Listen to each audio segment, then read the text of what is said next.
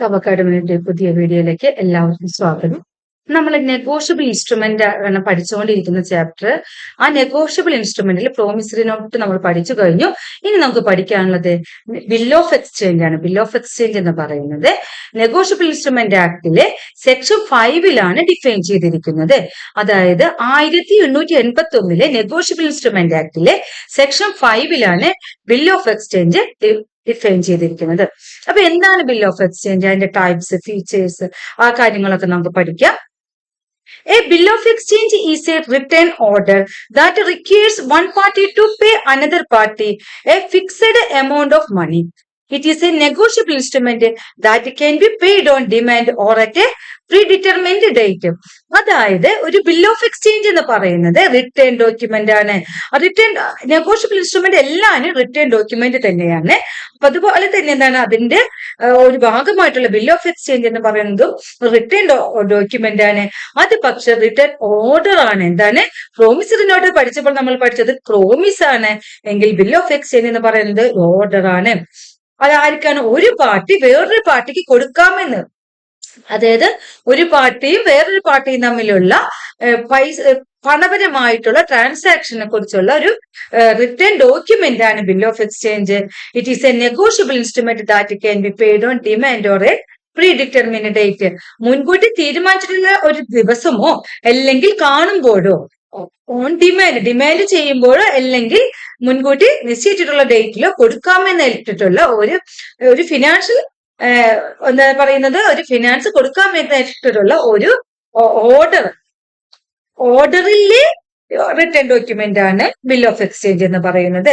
A bill of exchange is a document used in a transactions that orders the payer to pay a certain amount of money to the payee. അതായത് തരാനുള്ള ആള്, അതായത് ആർക്കാണ് കിട്ടുവാനുള്ളത്? പേയ് എന്ന് പറഞ്ഞാൽ കിട്ടുവാനുള്ള വ്യക്തി. ആ കിട്ടുവാനുള്ള വ്യക്തിക്ക് കൊടുക്കുവാൻ വേണ്ടിയിട്ട് എഴുതി ചേർക്കപ്പെട്ടിട്ടുള്ള ഒരു ഓർഡർ ആയിട്ടുള്ള ഡോക്യുമെന്റ് ആണ് ബിൽ ഓഫ് എക്സ്ചേഞ്ച് എന്ന് പറയുന്നത്. അത് ഞാൻ ഡീറ്റെയിൽ ആയിട്ട് നിങ്ങൾ പറഞ്ഞു തരുന്നുണ്ട്. ഒരു ബിൽ ഓഫ് എക്സ്ചേഞ്ച് എന്ന് പറയുന്നത് എന്താന്ന് വെച്ചിട്ടുണ്ടെങ്കിൽ, ഒരു എക്സാമ്പിൾ വെച്ച് പറയുകയാണെങ്കിൽ, എ എന്നൊരു വ്യക്തി ബി എന്നൊരു വ്യക്തിയുടെ കയ്യിൽ നിന്ന് എന്തെങ്കിലും പൈസ കടം വാങ്ങിയെന്നിരിക്കട്ടെ. അങ്ങനെ വരുമ്പോൾ എ എന്ന വ്യക്തി എന്താണ് ബി എന്ന വ്യക്തിയിൽ നിന്നാണ് വാങ്ങിയിട്ടുള്ളത്. ബി ആണ് ക്രെഡിറ്റർ, ബി ആണ് പൈസ കൊടുത്ത ആള്, എ ആണ് ഡെറ്റർ. അപ്പോൾ ബി ക്രെഡിറ്റർ ആയിട്ടുള്ള ബി എന്ത് ചെയ്യുന്ന വെച്ചിട്ടുണ്ടെങ്കിൽ, ഇന്ന ദിവസം എ എനിക്ക് തരണമെന്ന് പറഞ്ഞിട്ട് ഒരു ബില്ല് എഴുതും.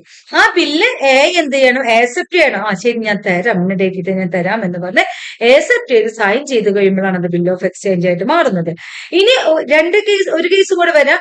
എ എന്ന വ്യക്തി ബി എന്ന വ്യക്തിയുടെ കയ്യിൽ നിന്നാണ് വാങ്ങിയിട്ടുള്ളത്, ബിക്കാണ് കൊടുക്കേണ്ടത്. അപ്പൊ ബി ആണ് പേയ്. ക്രെഡിറ്റർ എന്ന് പറയുന്നത് ബി ആണ്, അതുപോലെ തന്നെ പേയ് എന്ന് പറയുന്നത് ബി ആണ്. അതേ സ്ഥാനത്ത് ബി പറയുകയാണ് അത് എനിക്ക് തരണ്ട, സിക്ക് കൊടുത്താൽ മതി എന്ന് പറയുമ്പോൾ സി ആയി മാറും അവിടെ പേയ്. അപ്പൊ ക്രെഡിറ്റർ ബിയും ഡെറ്റർ എയും സി എന്ന് പറയുന്നത് എന്തായി മാറുന്നു? പേയുമായിട്ട് മാറുന്നു.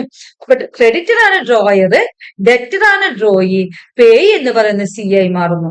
അല്ലാത്ത കേസുകളിൽ, അങ്ങനെ ഇന്നാൾക്ക് കൊടുക്കാൻ മെൻഷൻ ചെയ്യാത്ത കേസുകളിൽ ക്രെഡിറ്റർ ആയിരിക്കും ഡ്രോയറും, അതേപോലെ തന്നെ പേയും എന്ന് പറയുന്നത് ക്രെഡിറ്റർ തന്നെയായിരിക്കും. എത്രയുള്ള ബിൽ ഓഫ് എക്സ്ചേഞ്ച് എന്ന് പറയുന്നത്. ഇത് പിന്നെ നമ്മൾ ഓരോരോ വാചകങ്ങളായി, ഓരോ സ്റ്റേറ്റ്മെന്റുകളായി നമ്മളിങ്ങനെ പഠിച്ചു പോകാം. സ്റ്റേറ്റ്മെന്റ് ടൈപ്പ് ക്വസ്റ്റ്യൻസ് ആണ്, അപ്പൊ ഡീറ്റെയിൽ ആയിട്ട് തന്നെ പഠിച്ചു പോകാം. A bill of exchange is an order issued by the creditor to the debtor to pay a fixed sum of money within a stipulated time frame. Bill of exchange എന്ന് പറയുന്ന ഒരു order ആണ്. എന്താണ് issue ചെയ്തതാരാണ്? Creditor issue ചെയ്യുന്നു. ആർക്ക് issue ചെയ്യുന്നു? ഡെറ്റർക്ക് issue ചെയ്യുന്നു. ഇത്ര amount ഇന്ന ടൈമിൽ തരണമെന്ന് പറഞ്ഞിട്ട് ക്രെഡിറ്റർ എഴുതുന്ന ഒരു ഡോക്യുമെന്റ് ആണ് bill of exchange. Promissory note നമുക്കറിയാം ഡെറ്റർ ആണ് എഴുതുന്നത്.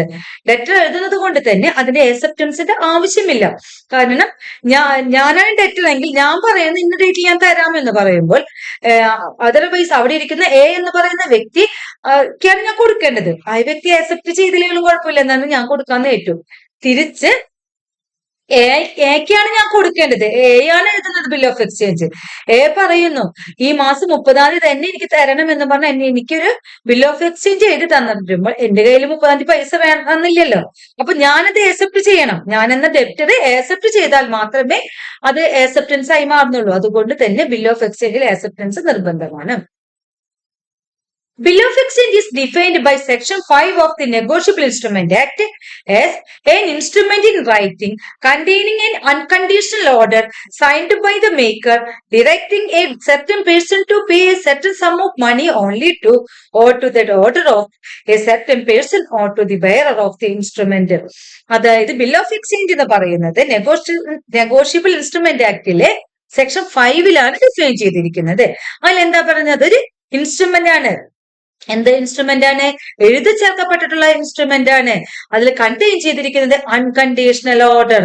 നമ്മൾ പ്രോമിസറി നോട്ട് പഠിച്ചപ്പോൾ നമ്മൾ പഠിച്ചു അൺകണ്ടീഷണൽ പ്രോമിസ്. അതേപോലെ തന്നെ ശ്രദ്ധിക്കുക, അൺകണ്ടീഷണൽ ഓർഡർ ആണ്. അൺകണ്ടീഷണൽ ഓർഡർ ആണ്.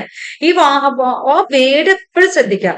പ്രോമിസറി നോട്ട് അൺകണ്ടീഷണൽ അണ്ടർടേക്കിംഗ് ആണ്, അല്ലെങ്കിൽ അൺകണ്ടീഷണൽ പ്രോമിസ് ആണ്. ഇവിടെ എന്താണ്? അൺകണ്ടീഷണൽ ഓർഡർ ആണ്. Signed by the maker. Maker എഴുതുന്ന ആളാണ് സൈൻ ചെയ്യുന്നത്. Directing a certain person to pay certain sum of money. Direct ചെയ്യണം, ഒരു വ്യക്തിയോട് ഡയറക്റ്റ് ചെയ്യണം, ഇത്ര എമൗണ്ട് തരണം, പേ ചെയ്യണമെന്ന് പറഞ്ഞ് ഡയറക്റ്റ് ചെയ്തുകൊണ്ടാണ് എഴുതി ചേർക്കുന്നത്. Or to the order. Direct അല്ലെങ്കിൽ ഓർഡർ ചെയ്യുന്നു, ഇത്ര എമൗണ്ട് തരണം അല്ലെങ്കിൽ കൊടുക്കണം എന്ന് പറഞ്ഞ് ഓർഡർ ചെയ്യുന്നു. Of a certain person or to the bearer. ഒന്നില്ലെങ്കിൽ ഇന്ന വേറൊരു വ്യക്തിക്ക് അല്ലെങ്കിൽ എഴുതുന്ന മേക്കർക്ക് തന്നെ കൊടുക്കണമെന്ന് എഴുതി ചേർക്കുന്ന ഒരു പ്രമാണമാണ് നെഗോഷ്യബിൾ ഇൻസ്ട്രുമെന്റ്. അതെന്താണ് നെഗോഷ്യബിൾ ഇൻസ്ട്രുമെന്റ് എന്ന് പറയുന്നത്? ഡ്രോയർ അല്ലെങ്കിൽ ക്രെഡിറ്റർ എഴുതുന്നു, ഇന്ന സമയത്ത് ഇത്ര എമൗണ്ട് നിങ്ങൾ എനിക്ക് തരാനുള്ളത് എനിക്ക് തരണമെന്നോ അല്ലെങ്കിൽ ഞാൻ പറയുന്ന വ്യക്തിക്ക് തരണമെന്നോ പറഞ്ഞ് ക്രെഡിറ്റർ എഴുതുന്ന ഒരു പ്രമാണമാണ് bill of exchange. Bill of exchange features എന്ന് നോക്കാം.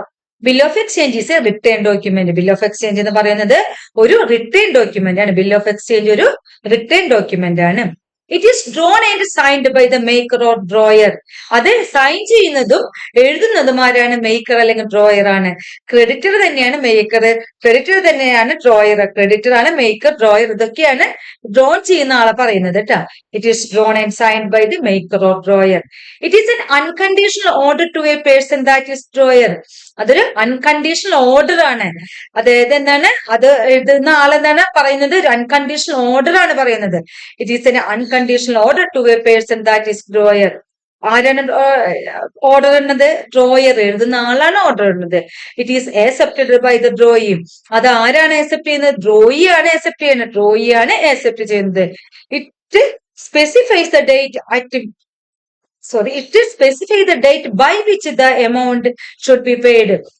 അതിലൊരു ഡേറ്റ് പറഞ്ഞിട്ടുണ്ടായിരിക്കും. ഇന്ന ഡേറ്റിലാണ് നിങ്ങൾ ഈ എമൗണ്ട് നൽകേണ്ടതെന്ന് പറഞ്ഞിട്ടുണ്ടായിരിക്കും. അല്ലാത്ത കേസ് അതൊരു ഡിമാൻഡ് ബില്ലായിരിക്കും.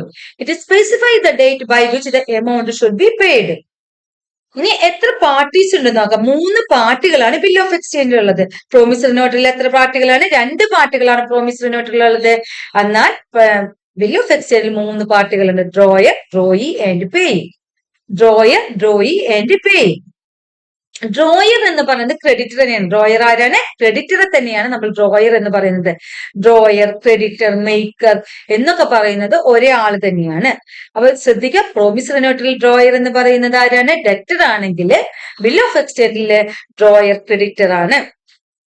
രണ്ടും തമ്മിൽ വ്യത്യസ്തമല്ല വെച്ചാൽ മതി. കടം വാങ്ങിയ ആള് ഇന്ന ദിവസം തരാമെന്ന് പ്രോമിസ് ചെയ്തുകൊണ്ട് എഴുതുന്നതാണ് പ്രോമിസറി നോട്ട്. എന്നാൽ കടം കൊടുത്ത ആള് ഇന്ന ദിവസം തരണമെന്ന് ഓർഡർ ചെയ്തുകൊണ്ട് എഴുതുന്നതാണ് ബിൽ ഓഫ് എക്സ്ചേഞ്ച്. ഓർഡർ ചെയ്യാനെത്താലും ആർക്ക് പറ്റുള്ളൂ? കടം കൊടുത്ത ആൾക്കേ പറ്റുള്ളൂ, കടം വാങ്ങിയ ആൾക്ക് പറ്റില്ല. അപ്പൊ അത്രയും ചിന്തിച്ചാൽ മതി അത് കേട്ടോ. A person who draws or makes the bill. ഒരു വ്യക്തി എന്താണ് മേക്ക് ചെയ്യുകയോ അല്ലെങ്കിൽ ഡ്രോ ചെയ്യുകയോ ചെയ്യണമെങ്കിൽ അയാളാണ് drawer. He is person to whom the benefit of the bill is due.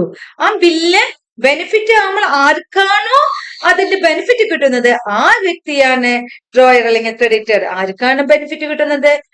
ആളാണ് ക്രെഡിറ്റർ. അല്ലെങ്കിൽ മേക്ക് ചെയ്യുന്ന ആൾ അല്ലെങ്കിൽ ഡ്രോയർ എന്ന് പറയുന്നത് മേക്കർ ആവും, ക്രെഡിറ്റർ ആവും, ഡ്രോയർ ആവും.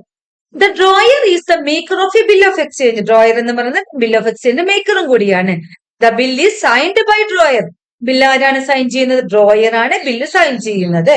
A creditor who is entitled to receive payment from the debtor can draw a bill of exchange. Creditor ആണ് എന്താണ് ഇന്ന ദിവസം തരണം എന്ന് പറഞ്ഞിട്ട് ആ ഇത് ഡ്രോ ചെയ്യുന്നത്. ആരിൽ നിന്നാണ് തരുന്നത്? ഡെറ്റർ തരണം എന്ന് പറഞ്ഞിട്ട് ഓർഡർ ചെയ്തിട്ട് അത്ര എമൗണ്ട് ആർക്കാണ് കിട്ടുന്നത്? അത് ക്രെഡിറ്റർക്കാണ് കിട്ടുന്നത്. ആ ബിൽ ഓഫ് എക്സ്ചേഞ്ച് ഡ്രോ ചെയ്യുന്നത് ക്രെഡിറ്ററാണ്.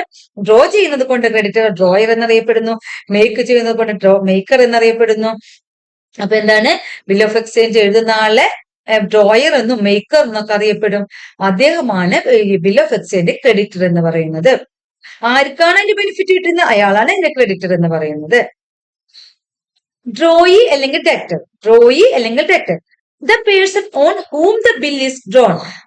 ആർക്ക് വേണ്ടിയിട്ടാണ് ബില്ല് ഡ്രോൺ ചെയ്യുന്നത്? അയാളാണ് ഡ്രോയി എന്ന് പറയുന്നത്. ആർക്ക് വേണ്ടിയിട്ടാണ്? ഡെറ്റർ. ഡെറ്ററാണ് തരേണ്ടത്. ഡെറ്ററിന്റെ പേരിൽ ഡെറ്ററിനോടാണ് ആവശ്യപ്പെടുന്നത്. അതുകൊണ്ട് ഡെറ്റർ എന്തായി മാറി? ഡ്രോയി ആയി മാറി. Is the person who is liable to pay the amount of the bill. എന്താണ് ആ പൈസ കൊടുക്കാൻ ബാധിതപ്പെട്ട വ്യക്തി ആരാണ്? അദ്ദേഹമാണ് ഡെറ്റർ. അദ്ദേഹം തന്നെയാണ് ഡ്രോയി എന്ന് പറയുന്നത്. He is the person who is liable to pay the amount of the bill. The person thereby directed to pay is called the drawing. The person thereby directed to pay is called the drawing.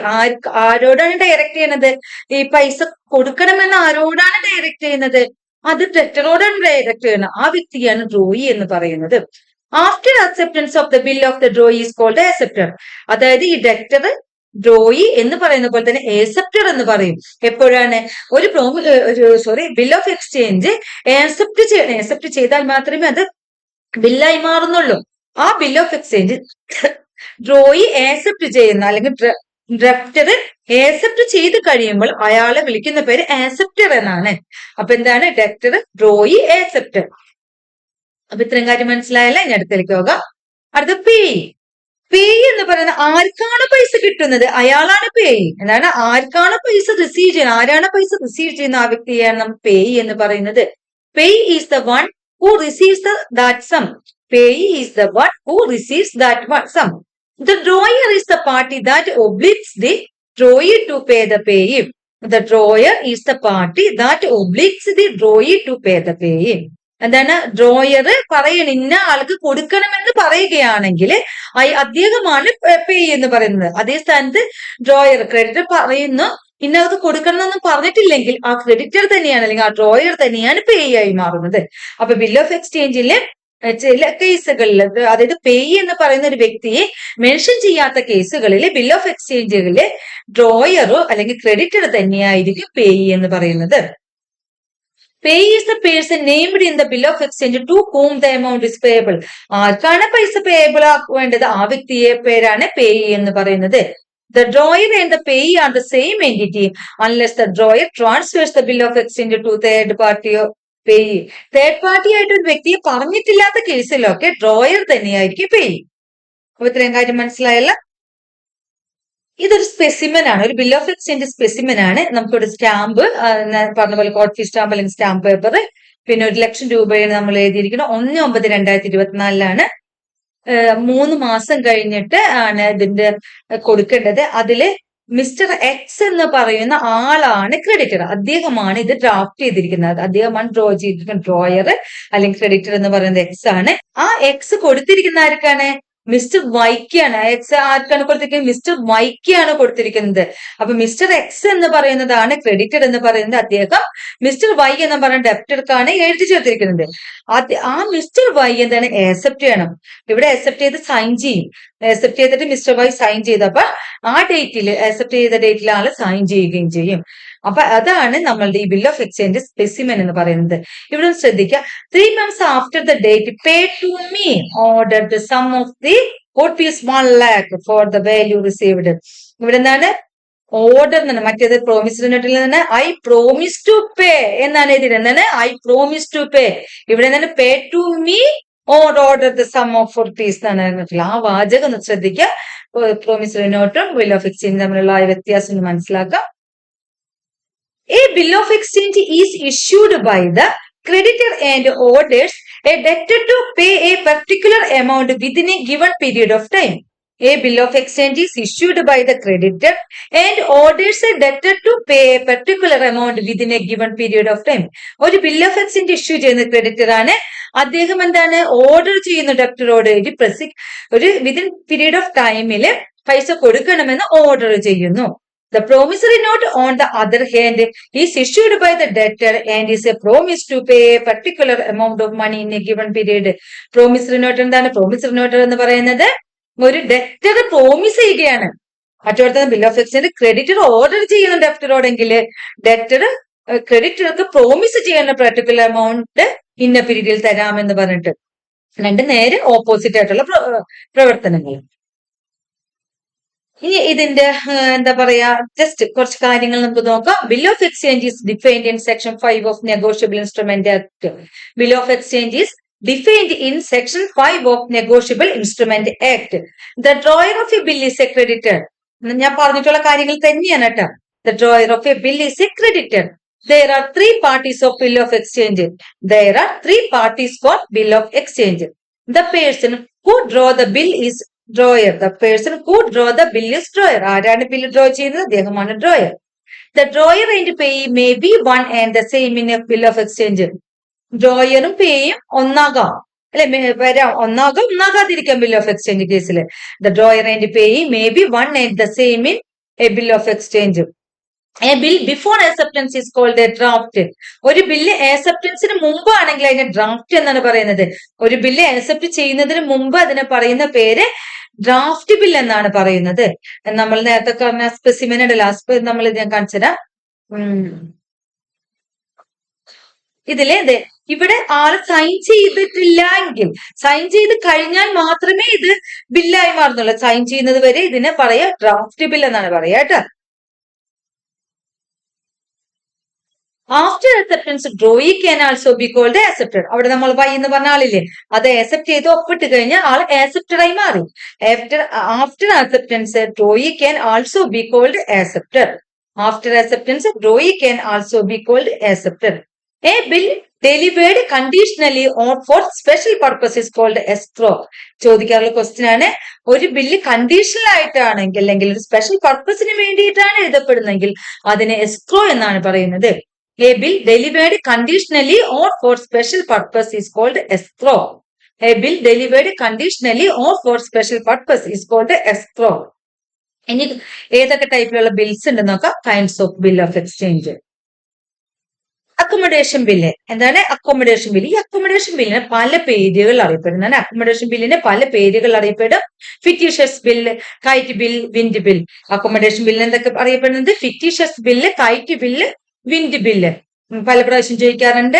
KITE ബില്ലാണ് കൂടുതലും ചോദിച്ചു കണ്ടിട്ടുള്ളത്. അതേപോലെ തന്നെ wind ബില്ലുണ്ട്, fictitious ബില്ലുണ്ട്, accommodation ബില്ലുണ്ട്. ഇത് പേരുകൾ മാറി ചോദിച്ചു കഴിഞ്ഞാൽ കിട്ടണം നമുക്ക്. ഈ അക്കോമഡേഷൻ ബില്ല് എന്ന് പറയുന്നത് ഒരു ട്രേഡ് ട്രാൻസാക്ഷൻ ഒന്നും ഇല്ലാതെ നടത്തുന്ന ബില്ലിനെയാണ് അക്കോമഡേഷൻ ബില്ല് എന്ന് പറയുന്നത്. അതായത് അതിന്റെ ഒരു ഉദാഹരണമായിട്ട് പറയുകയാണെങ്കിൽ, ഇപ്പൊ നമ്മൾ രണ്ട് സുഹൃത്തുക്കള്, അപ്പൊ എന്റെ ഒരു ബെസ്റ്റ് ഫ്രണ്ട് പേര് അനിൽ എന്ന് വിചാരിക്കാം. അനിലിന് കുറച്ച് പൈസ അത്യാവശ്യമായിട്ട് വന്നു. അപ്പൊ അനിലിന് വേണ്ടിയിട്ട് ഞാൻ എന്ത് ചെയ്ത്, എന്റെ കയ്യിൽ പൈസ കൊടുക്കാനൊന്നുമില്ല. പക്ഷെ എനിക്കൊരു കാര്യം ഞാൻ എന്ത് ചെയ്ത് അനിലിനോട് പറയണ്, ഞാൻ തരാനുണ്ടെന്ന് പറഞ്ഞിട്ട് ഒരു ബില്ല് റെഡിയാക്കാൻ പറയുന്നു. ബില്ല് റെഡിയാക്കിയിട്ട് ആ ബില്ല് വെച്ചിട്ട് എന്ത് ചെയ്യാൻ, ബാങ്കിൽ കൊണ്ടുപോയി ഡിസ്കൗണ്ട് ചെയ്യുക, അല്ലെങ്കിൽ വേറെ ആരെങ്കിലും എടുത്ത് കൊണ്ടുപോയിട്ട് 1,00,000 രൂപ ഞാൻ തരാനുണ്ട്, അപ്പൊ ഇന്ന ദിവസം ഞാൻ തരും എന്നൊക്കെ പറഞ്ഞിട്ടുള്ള ഒരു ബില്ല് റെഡിയാക്കി കഴിഞ്ഞാല് ഞാൻ അത് അക്സെപ്റ്റ് ചെയ്ത് സൈൻ ചെയ്ത് കഴിഞ്ഞിട്ടുണ്ടെങ്കിൽ അനിലിന് 1,00,000 രൂപയുടെ അത്യാവശ്യം ആ ബില്ല് ഡിസ്കൗണ്ട് ചെയ്യുമ്പോൾ ഒരു 95,000 രൂപയെങ്കിലും കിട്ടും. അത് ബാങ്കിലാവാം, അതല്ലെങ്കിൽ വേറെ ഏതെങ്കിലും വ്യക്തികളെ ഡിസ്കൗണ്ട് ചെയ്തിട്ട് അത് 95,000 രൂപ ആൾക്ക് വാങ്ങാം. അപ്പൊ ഒരു 3 മാസത്തെ ഒരു 6 മാസത്തെ കാലയളവായിരിക്കും. ഈ 6 മാസം കഴിയുമ്പോൾ അനിലിന്റെ കയ്യിൽ കാശ് കിട്ടും. അതല്ലെങ്കിൽ എനിക്ക് എന്തെങ്കിലും കിട്ടും, ഞാൻ കൊടുക്കാമെന്ന് ഏറ്റിട്ട്. അപ്പൊ അവിടെ ഒരു ട്രേഡൊന്നും നടന്നിട്ടില്ല. അവിടെ നമ്മൾ തമ്മിൽ യാതൊരുവിധ ബാധ്യതകളൊന്നും ഇല്ല, ഞാനും അനിലും തമ്മിൽ. പക്ഷെ ഞാൻ എന്റെ ഫ്രണ്ടായ അനിലിന് 1,00,000 രൂപ ചോദിച്ചപ്പോ കൊടുക്കാനില്ലാത്തതിന്റെ പേരിൽ ഞാൻ പറയുന്നു, എന്റെ പേരിൽ ഒരു ബില്ല് എഴുതിക്കോളൂ, എനിക്ക് പ്രശ്നമില്ല. 6 മാസം കഴിയുമ്പോൾ അനിലിന്റെ കയ്യിൽ കിട്ടുമല്ലോ. അപ്പൊ ആ ബില്ലിന്റെ കാശ് നമുക്ക് അത് വെച്ച് ക്ലിയർ ചെയ്യാം. അങ്ങനെ എഴുതുന്ന ഒരു അഡ്ജസ്റ്റ്മെന്റ് ബില്ലിനെയാണ് നമ്മൾ അക്കോമഡേഷൻ ബില്ല് എന്ന് പറയുന്നത്. A bill of exchange is drawn and accepted for mutual help. It is called accommodation bill. എന്താണ്? ഒരു മ്യൂച്വൽ ഹെൽപ്പിന് വേണ്ടി എഴുതപ്പെടുന്ന ബില്ലിനെയാണ് അക്കോമഡേഷൻ ബിൽ എന്ന് പറയുന്നത്. A bill of exchange is drawn and accepted for mutual help. It is called accommodation bill. This bill is for mutual benefit without a trade transaction. This bill is for mutual benefit without a trade transaction. Trade ട്രാൻസാക്ഷനും ഇല്ലാതെ mutual ബെനിഫിറ്റിന് വേണ്ടിയിട്ടാണ് ആ ഒരു bill drawn ചെയ്യുന്നത്. It does not involve a sale or purchase of any goods or service. ഇതിന്റെ ഇടയിൽ ഒരു സെയിൽസോ പർച്ചേസോ ഒന്നും നടന്നിട്ടില്ല. It does not involve a sale or purchase of any goods or services. This bill carries an agreement between two parties for the purpose of giving financial support to others. രണ്ടു ആളുകൾ തമ്മിലുള്ള ഫിനാൻഷ്യൽ സപ്പോർട്ടിന് വേണ്ടി എഴുതി ചേർക്കുന്ന ബില്ലാണ് accommodation bill, അല്ലെങ്കിൽ KITE bill, അല്ലെങ്കിൽ ഫിക്ടീഷ്യസ് ബിൽ, അല്ലെങ്കിൽ വിൻഡ് ബിൽ എന്ന് പറയുന്നത്. This bill carries an agreement between two parties for the purpose of giving financial support to others. അപ്പൊ ഒരു കാര്യം മനസ്സിലാക്കാൻ, എന്താണ് മ്യൂച്വൽ ഹെൽപ്പിനോ അതേപോലെ തന്നെ ഫിനാൻഷ്യൽ സപ്പോർട്ടിനോ മ്യൂച്വൽ സപ്പോർട്ടിനോ ഒക്കെ വേണ്ടി എഴുതി ചേർക്കപ്പെടുന്ന ബില്ലാണ് അക്കോമഡേഷൻ ബില്ല്. അടുത്തത് എന്താണ്? Trade bill. ട്രേഡ് ബില്ല് എന്ന് പറഞ്ഞിട്ടുണ്ടെങ്കിൽ ഈ അക്കോമഡേഷൻ ബില്ലെല്ലാം അവിടെ ട്രേഡ് നടന്നിട്ടുണ്ട്, വ്യാപാരം നടന്നിട്ടുണ്ട്. ആ വ്യാപാരം നടന്നിട്ട് പൈസ കിട്ടാനുള്ളതിന് എഴുതുന്നതിനാണ് ട്രേഡ് ബില്ല് എന്ന് പറയുന്നത്. The bill of exchange is drawn and accepted to settle a trade transaction. The bill of exchange is drawn and accepted to settle a trade transaction. Trade bill എന്താണ്? The bill of exchange is drawn and accepted to settle a trade transaction. Inland bill. Inland ഈ ലാൻഡിൽ തന്നെയുള്ള bill, അങ്ങനെ ആലോചിച്ചാൽ മതി. Inland bill എന്ന് പറയുമ്പോൾ നമ്മൾ ഈ ഭൂമിയിൽ തന്നെയുള്ള ബില്ലാണ്. അപ്പൊ അതായത് നമ്മുടെ സ്വന്തം രാജ്യത്ത് തന്നെ തയ്യാറാക്കപ്പെടുന്ന ബില്ലിനെയാണ് ഇൻലാൻഡ് ബില്ല് എന്ന് പറയുന്നത്. അതിന് നമുക്ക് ഡൊമസ്റ്റിക് ബില്ല് എന്നും പറയാം. എന്താണ്? ഇൻലാൻഡ് ബില്ലിനെ നമുക്ക് ഡൊമസ്റ്റിക് ബില്ല് എന്നും പറയാം. Domestic bills are drawn and payable within India as well as bill drawn upon a person residing in India. ഒരു ഇന്ത്യയിൽ തന്നെ ഉണ്ടാക്കുന്ന ബില്ല്, അല്ലെങ്കിൽ ഇന്ത്യയിൽ താമസിക്കുമ്പോൾ ഉണ്ടാക്കുന്ന ബില്ല്, അത് ഇന്ത്യയിൽ വെച്ചിട്ട് വിദേശത്തൊന്നും അല്ല ഉണ്ടാക്കുന്നത്. ഇന്ത്യയിൽ താമസിക്കുന്ന വ്യക്തികൾ തമ്മിലോ ഉണ്ടാക്കുന്ന ബില്ലുകളാണ് ഡൊമസ്റ്റിക് ബില്ല് അല്ലെങ്കിൽ ഇൻലാൻഡ് ബില്ല് എന്ന് പറയുന്നത്. ഫോറിൻ ബില്ല്, പേര് കേൾക്കുമ്പോൾ തന്നെ നമുക്കറിയാം അതൊരു ഫോറിൻ ബില്ലാണ്, അതായത് വിദേശ രാജ്യത്തുള്ള ബില്ലാണ്. അതാണ് ഫോറിൻ ബില്ല് എന്ന് പറയുന്നത്. ബില്ല് എന്ന് പറയുന്നത് ഒന്നില്ലെങ്കിൽ ഇന്ത്യയിൽ വെച്ചിട്ടായിരിക്കും അത് എഴുതിയിട്ടുണ്ടാവുക, അല്ലെങ്കിൽ വേറൊരു രാജ്യത്ത് വെച്ചിട്ടായിരിക്കും എഴുതിക്കുക. ചിലപ്പോൾ ഇന്ത്യയിൽ വെച്ച് എഴുതിയിട്ട് വിദേശ രാജ്യത്തായിരിക്കും സെറ്റിൽമെന്റ് നടത്തുന്നത്. അപ്പൊ അല്ലെങ്കിൽ വിദേശത്ത് വെച്ചിട്ട് ഇന്ത്യയിൽ സെറ്റിൽമെന്റ് നടത്തും. അതായത് രണ്ട് സ്ഥലങ്ങളിൽ വെച്ചിട്ടായിരിക്കും നടത്തുന്നത്. അതാണ് ഫോറിൻ ബിൽ എന്ന് പറയുന്നത്. A bill which is drawn and made payable in a foreign country or drawn on a person who is residing in foreign country. അതായത് ഒരു ബില്ല് എഴുതപ്പെടുന്നതോ അല്ലെങ്കിൽ പേ ചെയ്യുന്നതൊക്കെ ഫോറിൻ കൺട്രിയിലാണെങ്കിൽ ഫോറിൻ ബിൽ എന്ന് പറയും. അല്ലെങ്കിൽ ഫോറിൻ കൺട്രിയിൽ റിസൈഡ് ചെയ്യുന്ന വ്യക്തികൾക്കായിട്ടാണ് എഴുതുന്നതെങ്കിലും അത് ഫോറിൻ ബിൽ എന്ന് പറയുന്നു. In other words, a bill of exchange bound to paid outside India is termed as a foreign bill. എന്താണ്? ഔട്ട്സൈഡ് ഇന്ത്യയിലാണെങ്കിൽ അതിനെ നമ്മൾ ഫോറിൻ ബിൽ എന്ന് പറയുന്നു. The foreign bills are generally drawn in set 3, each set as via and dispatched to the drawing in 3 different modes of mail service to avoid delay. അതായത് foreign bill നമ്മൾ ഓരോരുത്തർ drone ചെയ്ത് വേറോടത്തേക്ക് അയച്ചു കൊടുക്കേണ്ട കേസുകൾ വരും. വിദേശത്ത് വെച്ചാണ് എഴുതുന്നത്, പക്ഷെ ഇന്ത്യയിലാണ് അതിന്റെ പേയ്മെന്റ് കൊടുക്കേണ്ടി വരുന്നത്. അങ്ങനെയൊക്കെ വരുമ്പോൾ ഈ ബില്ല് അയക്കേണ്ടി വരും. അതുകൊണ്ട് തന്നെ 3 സെറ്റ് ഫോറിൻ ബില്ലുകൾ ഉണ്ടാക്കും. എന്നാലും 3 സെറ്റ് ഉണ്ടാക്കും. അത് 3 വഴിയിലൂടെ ആയിരിക്കും അതിന്റെ മെയിൽ ഒന്നിച്ചങ്ങടെ അയക്കല്ല, 3 ഡിഫറെന്റ് വേസിലായിരിക്കും അത് നമ്മൾ എത്തിക്കാം, ആ പാർട്ടികൾക്ക് എത്തിക്കുന്നത്. അടുത്തതാണ് ഡോക്യുമെന്ററി ബില്ല്. ഡോക്യുമെന്ററി ബില്ല് എന്ന് പറഞ്ഞിട്ടുണ്ടെങ്കിൽ നമ്മളിപ്പോ എന്താ പറയാ ഷിപ്പിംഗ്, അല്ലെങ്കിൽ എന്താ പറയാ നമ്മൾ റെയിൽവേയിലൊക്കെ ഉള്ള ഇതൊക്കെ അങ്ങനെയൊക്കെ ഉള്ള അതിന്റെയൊക്കെ നമ്മൾക്ക് ഡോക്യുമെന്റ്സ് കിട്ടുമല്ലോ. ആ ഡോക്യുമെന്റ്സ് ഒക്കെ അറ്റാച്ച് ചെയ്യുക, അല്ലെങ്കിൽ എന്തെങ്കിലും നമുക്ക് ഇതിനോടനുബന്ധിച്ചുള്ള ഡോക്യുമെന്റ് ഉണ്ടാവില്ല, ആ ഡോക്യുമെന്റ് അറ്റാച്ച് ചെയ്യുന്ന ബില്ലുകളെയാണ് നമ്മൾ കൊടുക്കാമെന്നൊക്കെ പറഞ്ഞ എന്തെങ്കിലും ഡോക്യുമെന്റ്സുകൾ ഉണ്ട്. അപ്പൊ നമ്മള് ഷിപ്പിലാണ് അയക്കുന്നതെങ്കിൽ ആ ഷിപ്പിൽ നിന്ന് കിട്ടുന്ന ഡോക്യുമെന്റ്, റെയിൽവേയിലാണ് അയക്കുന്നതെങ്കിൽ റെയിൽവേ നിന്ന് കിട്ടുന്ന ഡോക്യുമെന്റുകൾ, അങ്ങനെയുള്ള ഡോക്യുമെന്റ്സുകൾ അത് ട്രേഡിങ് നടത്തുമ്പോൾ അതുണ്ടാവുമല്ലോ. ഡോക്യുമെന്റ്സ് ഒക്കെ അറ്റാച്ച് ചെയ്യുന്ന ബില്ലുകളെയാണ് നമ്മൾ ഡോക്യുമെന്ററി ബിൽ എന്ന് പറയുന്നത്. The documentary evidence of the amount in the bill is attached with the bill. എന്നാൽ ഡോക്യുമെന്ററി എവിഡൻസ് ബില്ലിനോടൊപ്പം അറ്റാച്ച് ചെയ്തിട്ടുണ്ടെങ്കിൽ അതിനെ നമ്മൾ ഡോക്യുമെന്ററി ബിൽ എന്ന് പറയുന്നു. When bills are attached with the trade documents, they are called the documentary bill. Trade documents attach ചെയ്താൽ അതിനെ നമ്മൾ documentary bill എന്ന് പറയുന്നു. അങ്ങനെ ഡോക്യുമെന്റ് അറ്റാച്ച് ചെയ്യാത്ത ബില്ലിനെ നമ്മൾ എന്ത് പറയുന്നു? ക്ലീൻ ബിൽ എന്ന് പറയുന്നു. A bill does not carry any documentary evidence of the amount in the bill. ഒരു ഡോക്യുമെന്ററി എവിഡൻസും അറ്റാച്ച് ചെയ്തിട്ടില്ലെങ്കിൽ അതിനെ നമ്മൾ ക്ലീൻ ബിൽ എന്ന് പറയുന്നു. Bill not attached to any document is called clean bill. A bill which does not carry any documentary evidence of the amount in the bill, that is the clean bill. Bill not attached to any document is called clean bill. കാര്യം മനസ്സിലായ? Documentary attach ചെയ്ത documentary ബില്ലും document ഒന്ന് attach ചെയ്തിട്ടില്ലെങ്കിൽ അതിന് clean bill എന്ന് പറയുന്നു. നമ്മുടെ സ്വദേശത്ത് വെച്ചുള്ളത് ഇൻലാൻഡ് ബില്ല്, ഫോറിനിലായിട്ട് ബന്ധപ്പെട്ടിട്ടുണ്ടെങ്കിൽ അത് ഫോറിൻ ബില്ല്, ട്രേഡ് ട്രാൻസാക്ഷൻ ഒന്നും ഇല്ലെങ്കിൽ അത് അക്കോമഡേഷൻ ബില്ല്, ട്രേഡ് ട്രാൻസാക്ഷൻ ഉണ്ടെങ്കിൽ അതിന് trade bill. Demand bill, demand എന്ന് പറയുമ്പോൾ ഡിമാൻഡ് ചെയ്യുമ്പോൾ കിട്ടേണ്ടതാണ് ഡിമാൻഡ് ബില്ല്, അല്ലെ? ഡിമാൻഡ് ആവശ്യപ്പെടുമ്പോൾ ലഭിക്കേണ്ടതാണ് demand bill. The bills which is payable on demand is called demand bill. The bills which is payable on demand is called demand bill. The bill which is payable at sight or on presentation or in which no time is specified or payment. Demand bill എന്താ പറയുന്നത്? ഒരു specific time ഒന്നും പറയില്ല, time ഒന്നും പറയാതെ നമ്മൾ കാണുമ്പോൾ കൊടുക്കേണ്ടത് ഡിമാൻഡ് അല്ലെങ്കിൽ ആവശ്യപ്പെടുമ്പോൾ കൊടുക്കുമ്പോൾ അതിന് ഡിമാൻഡ് ബില്ല് എന്ന് പറയുന്നു. ഡിമാൻഡ് ചെയ്യുമ്പോൾ കൊടുക്കേണ്ട ബില്ലാണ് ഡിമാൻഡ് ബില്ല്. അതില് ടൈം ഒന്നും സ്പെസിഫൈ ചെയ്തിട്ടുണ്ടായിരിക്കില്ല. അപ്പൊ ടൈം ബില്ല് എന്താണ്? ടൈം ബില്ല് എന്ന് പറയുമ്പോൾ ടൈം പീരീഡ് സ്പെസിഫൈ ചെയ്തിട്ടുണ്ടായിരിക്കും. ടൈം ബില്ല് എന്ന് പറയുന്നത് ടൈം പീരീഡ് സ്പെസിഫൈ ചെയ്തിട്ടുണ്ടെങ്കിൽ അതിനെ നമ്മൾ ടൈം ബില്ല് എന്ന് പറയും. ടൈം ബില്ലിന് വേറൊരു പേരാണ് യൂസൻസ് ബില്ല്. ശ്രദ്ധിക്കുക, എപ്പോഴും ചോദിക്കാറുണ്ട്. ടൈം ബില്ലിന്റെ വേറൊരു പേരാണ് യൂസൻസ് bill. Time bill or യൂസൻസ് bill. It is drawn and payable on the expiry of A specified period. It is drawn and payable on the expiry of a specified period. Usance bill is also known as time bill. Usance bill തന്നെയാണ് time bill. അപ്പൊ time bill എന്ന് പറയുന്നത് time period ഉണ്ട്. Demand bill എന്ന് പറയുമ്പോൾ demand ചെയ്യുമ്പോൾ കൊടുക്കണം. അത്രേ ഉള്ളൂ. അത് മനസ്സിലായല്ല? ഇനി സപ്ലൈ ബില്ല്. ഈ സപ്ലൈ ബില്ല് എന്ന് പറയുന്നത് ഒരു ഗവൺമെന്റ് ഡിപ്പാർട്ട്മെന്റിൽ നിന്നൊക്കെ നമ്മൾ എന്തെങ്കിലുമൊക്കെ വാങ്ങിച്ചു കഴിഞ്ഞാൽ അപ്പൊ തന്നെ നമുക്ക് പൈസ കിട്ടില്ല. അപ്പൊ നമ്മള് അവര് തമ്മിലൊരു എന്താ പറയുക, ഒരു എഗ്രിമെന്റ് ഉണ്ടാവും, ഒരു ബില്ല് ഉണ്ടാവും. അതിനെയാണ് നമ്മൾ സപ്ലൈ ബില്ല് എന്ന് പറയുന്നത്. അതായത് കോൺട്രാക്ടറും ഗവൺമെന്റും തമ്മിൽ, കോൺട്രാക്ടറും ഗവൺമെന്റും തമ്മിൽ ഒരു എഴുതി വെക്കും, ഇന്ന സമയത്ത് നമ്മൾ തരാം എന്ന് പറഞ്ഞിട്ടൊരു ബില്ല് എഴുതി വെക്കും. അതിനെയാണ് നമ്മൾ സപ്ലൈ ബില്ല് എന്ന് പറയുന്നത്. The bill that is withdrawn by the supplier on contractor from the government department is known as the supply bill. Supply bill എന്നാൽ ഗവൺമെന്റ് ഡിപ്പാർട്ട്മെന്റിൽ നിന്ന് എഴുതുന്നതാണ് സപ്ലൈ ബില്ല് എന്ന് പറയുന്നത്. കോൺട്രാക്ടർക്ക് ഗവൺമെന്റ് ഡിപ്പാർട്ട്മെന്റ് അപ്പൊ തന്നെ ഒന്നും ഒരിക്കലും പേയ്മെന്റ് നടത്താറില്ല അവിടുത്തെ ട്രേഡിങ്ങില്. അപ്പൊ അവര് തമ്മിലൊരു അഗ്രിമെന്റ് ഉണ്ടാവില്ല. അതാണ് സപ്ലൈ ബില്ല് എന്ന് പറയുന്നത്. സപ്ലൈ ബില്ല് എന്ന് പറയുന്നത് the bill that is withdrawn by the supplier or contractor from the government department is known as supply bill.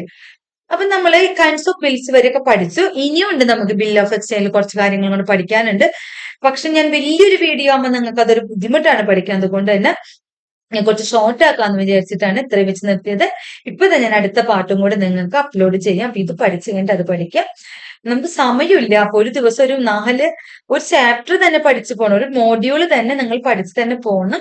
അപ്പൊ ഞാൻ ഇന്ന് ഉദ്ദേശിച്ചിരിക്കുന്നത് എന്താണ്, നെഗോഷ്യബിൾ ഇൻസ്ട്രുമെന്റ് എന്ന് പറയുന്നത് മുഴുവനായിട്ട് നിങ്ങൾക്ക് പഠിപ്പിച്ചു തരാനാണ്. നിങ്ങൾ അതേപോലെ തന്നെ ഡെയിലി ഓരോ ടോപ്പിക് തന്നെ വെച്ച് പഠിച്ചാൽ മാത്രമേ നിങ്ങളുടെ ടോപ്പിക് കഴിയുള്ളൂ. അപ്പൊ ഓക്കെ, നിങ്ങൾ എന്റെ സബ്സ്ക്രൈബ് ചെയ്യുക, ഷെയർ ചെയ്യുക, ലൈക്ക് ചെയ്യാം, എല്ലാം ചെയ്യുക. അതേപോലെ തന്നെ എന്ത് സംശയം ഉണ്ടെങ്കിലും എന്നെ വിളിക്കാം. എന്തെങ്കിലും അത്യാവശ്യം ഉണ്ടെങ്കിൽ എന്തെങ്കിലും ഇതുണ്ടെങ്കിൽ എനിക്ക് വാട്സാപ്പ് നമ്പർ ഇത് തന്നെയാണ്, മെസ്സേജ് ചെയ്യാം. Thank you. ഇനി അടുത്ത ക്ലാസ്സിൽ നമുക്ക് കാണാം.